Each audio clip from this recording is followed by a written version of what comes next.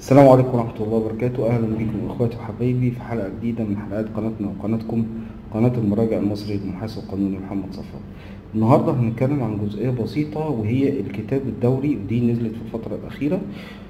النهاردة هنتكلم عن جزئية جديدة وهي الكتاب الدوري رقم 6 لسنة 2023، المعاملة الضريبية في حال تعدد تصرفات الوارث في العقارات التي آلت إليه بالميراث. في جزئية كانت مشكلة كبيرة بتحصل في مصلحة الضرايب ساعة خضوع الوارث لما بيورث أكتر من عقار وبيجي يتصرف في العقار دوت. اللي بيحصل إن هو بتعدد التصرفات اللي بيعملها، يعني مثلا لو عنده أكتر من شقة بياخدوا أول شقة أو شقتين بيعملوا تبع القانون أو المادة 42 من القانون اللي هي 2.5%، ومع التكرار في خلال السنة بيتم نقله لضريبة الأرباح التجارية والصناعية اللي هو المادة 19 البند 7، ودي هنقول كل مادة لوحدها.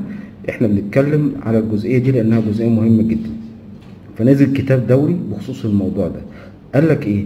قال لك وحيث ورد للمصلحة العديد من الاستفسارات بشأن ماهية المعاملة الضريبية المقررة قانونا لحالات تعدد تصرفات الوارث في العقارات التي آلت إليه عن طريق الميراث، وهل تخضع لنص المادة 19 بند 7، والمادة 19 بند 7 اللي هي الخاصة في الفصل الأول الخاص بالإيرادات الخاضعة للضريبة، وده احنا بنتكلم على قانون 91 سنة 2005 اللي هو قانون الضرائب.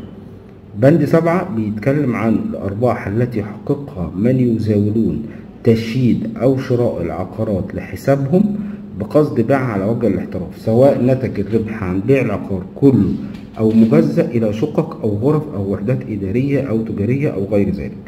ده بالنسبة للجزئية الأولى. الجزئية الثانية اللي هي جزئية المادة 42.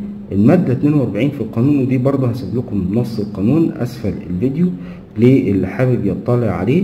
قالك إن هي تفرض ضريبة بسعر 2.5% وبغير أي تخفيض على إجمالي قيمة التصرف في العقارات المبنية أو الأراضي للبناء عليها عدا القرى، سواء صاب التصرف عليه بحالتها أو بعد إقامة منشأة عليه.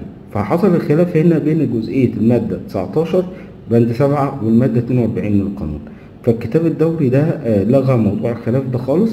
قال ايه؟ تنبه المصلحة على كافة وحدات التنفيذية حال المحاسبة الضريبية لتصرف الوارث في العقارات التي تؤول إليه من موروثه بمراعاة الآتي. أولا، اعتبارا من 25/7/2018 اللي هو تاريخ العمل بالقانون رقم 158 لسنة 2018 واللي هو خاص بالتصرفات العقارية، يخضع التصرف الأول الذي يجريه الوارث في العقار الذي آل إليه من موروثه بالميراث الشرعي بضريبة التصرفات العقارية المنصوص عليها في المادة 42 اللي هي 2.5%.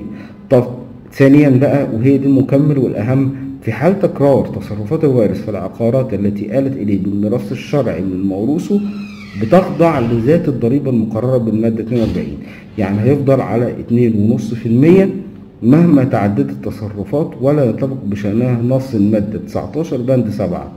يعني ان هو مش هيتنقل للارباح التجارية والصناعية لعدم تحقق احد الشروط المطلوبة قانونا اللي هي التشييد او الشراء لخضوعها لضريبة الارباح التجارية وفقا للمادة 19 اللي احنا قلنا عليها.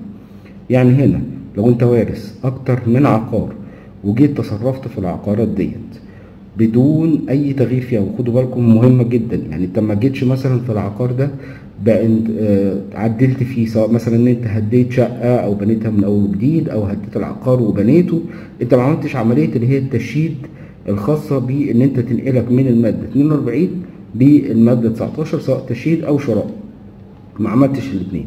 ففي الحاله دي مع تكرار بيعك للعقار بتاعك ان انت تقدر ان انت بتدفع ضريبة اللي هي 2.5% للعقارات الموروثة للوارث فقط.